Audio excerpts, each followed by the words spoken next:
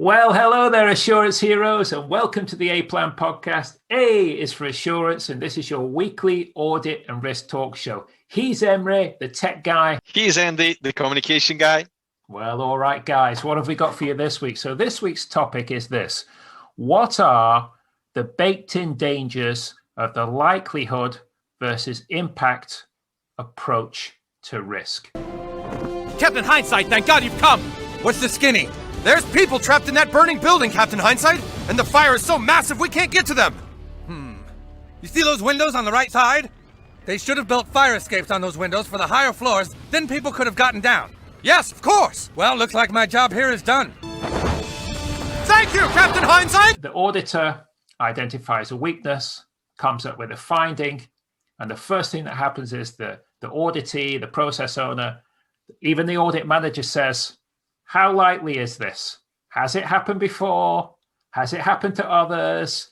There's this sort of retrospective look back to try and find out whether we should really be concerned about this. There's some baked in implicit dangers to this. What do you think, mate? Yeah, well, clearly in any audit mission, this is one of the most difficult discussion, not only with the audit clients, but within the team. To say, okay, what is really the impact and likelihood? Many often this is a retrospective analysis. This is the risk quantification is clearly not an easy task.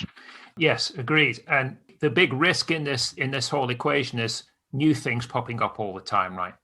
Things coming from nowhere, things coming out of the blue. Let's think about for a second, Andy, an audit mission before COVID, okay? Yes. Where one auditor... Those were the days, eh? Those were the days. Those were days, clearly.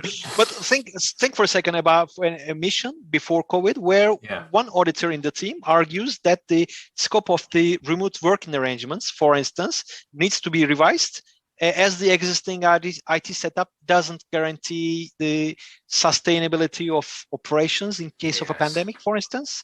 Yeah. Well, that will be rejected automatically by the audit manager. March 2018, you come with that bullshit, you're going to get laughed out of the room. For me, I see this as a once in a lifetime experience, although it has it was a exactly. Although it was a real catastrophe from the individual, from society, from economical standpoint. Yeah. For any person working in audit or risk domain, it was a once in a lifetime experience for sure.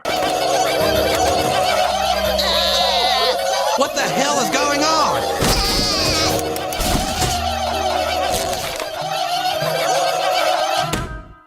Well, you don't see that every day. This remembers me the definition of Nassim Taleb, who defines this black swan event. The black swan, exactly. Yeah, fantastic thinker. Yeah. So the black swan event is basically got three characteristics.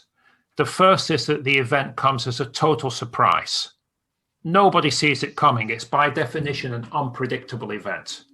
The second thing is once the event's happened, it radically changes and shifts our perspectives and our belief systems. Having lived through this experience, we can't go back to being who we were before. We're going to be fundamentally changed in our beliefs and perspectives afterwards. And the third thing is that when you experience a black swan event, we have a tendency to retrospectively analyze it. We go back in time with hindsight and we say, yes, we might have predicted this. Here was a sign, here's another one. And we try to sort of retrofit and retrospectively understand that event. One of the key examples that he uses, of course, is 9/11. Nobody saw 9/11 coming. Exactly. That's really beyond the realm of any normal expectation. And the lesson learned, not only for auditors, but for audit clients as well. Because even for the audit clients having huge risk appetites, with whom you have difficulties as an auditor to discuss the impact and likelihood. Now that we have the COVID, we can more easily discuss with the audit clients, because now that we have an example. Hey, remember Bionic Man? Oh, I remember. I loved Bionic Man. Remember feeling safe? Remember no ISIS? Remember Reagan? Oh, I remember. What the fuck's going on with these member berries? We tend to look for those white swans. The things that we know about, the known knowns, the things that we know about, the things that happen again and again. I think as a human, our psychology is quite predictable on this, right? Mm-hmm. So what I always say, whenever you make an offer to someone, whenever you make a suggestion, if you encounter any kind of resistance in accepting your offer, I would categorize these objections as TBA. So TBA means to be agreed, right? All right, okay. Yeah. But TBA is my little mnemonic for this. So T means trauma, B means belief, and A means ability. People will come with questions related to past traumas, their beliefs on a certain topic, or what they perceive to be their abilities. So the ability one was, can we do it? Have we got the people? Have we got the time? Have we got the budget? This is the easy one. We just need to fill in those gaps. The belief one is about people's perceptions, beliefs, what they hold to be true. But the strongest objection type to any offer is the T, the trauma. If we've had a bad experience in the past, then we're afraid of it happening again. I mean, there's so many idioms. In English, we say once bitten, twice shy. In Turkish, it's this sütten ağzı yanan yoğurdu üfleyerek yer. So This is front and center. When people think about risk, they think about the past and they think about how they've been burnt. And that's the thing that they care about the most. But as you say there, COVID is bringing this wonderful opportunity, because you can just say, you didn't see COVID coming, and look how that affected us. Look how that hammered us. More and more we are talking about biological viruses, digital viruses, isolation of individuals. In addition to that, maybe we shall consider isolating our PCs from the internet. Yes. This is the end, beautiful friend. We have to rely more and more on the persuasion techniques.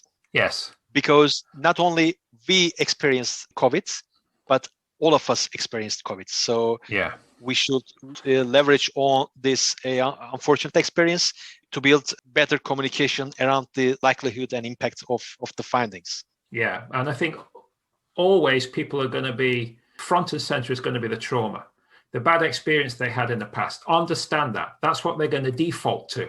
Mm-hmm. So when you find someone defaulting to that, you've got something awful, COVID obviously was, but you've got a nice analogy to use to wake them up and say, look, it's not always happened before. I think one of the final things I'd say is what Taleb says about the black swan. So Taleb says that the black swan experience is always one of perspective. And he gives a nice analogy of the turkey at Christmas time. Mm-hmm. Like Christmas time to the turkey is a black swan event. He doesn't see it coming, right? But for the butcher, it's not a black swan event. The butcher knows very well what he's going to do to the turkey. So Taleb's final advice to his readers is this: don't be the turkey. All right. Don't be the turkey. So how can we avoid being the turkey? Again, it's just about having an open mind. We can't know the unknowns, but we can educate our perspective. Whatever your field of assurance is, whether it's business assurance, finance, IT, educate, read, absorb it, and just try to think outside the box. Try to come with the what ifs, because ultimately, if you're the turkey, Christmas is coming. All right. So what time is it? If you have a problem, if no one else can help, and if you can find them, maybe you can hire the A-Team. It's A-Team time. If you have an assurance problem, if no one else can help you, then we can, because we're your assurance agony ants. Send your questions to the aplan@zohomail.eu, and we'll be more than happy to help. So that's it for this week, guys. This has been the A-Plan podcast. A is for assurance. And remember, when your A-Plan's good, you don't need no B-Plan.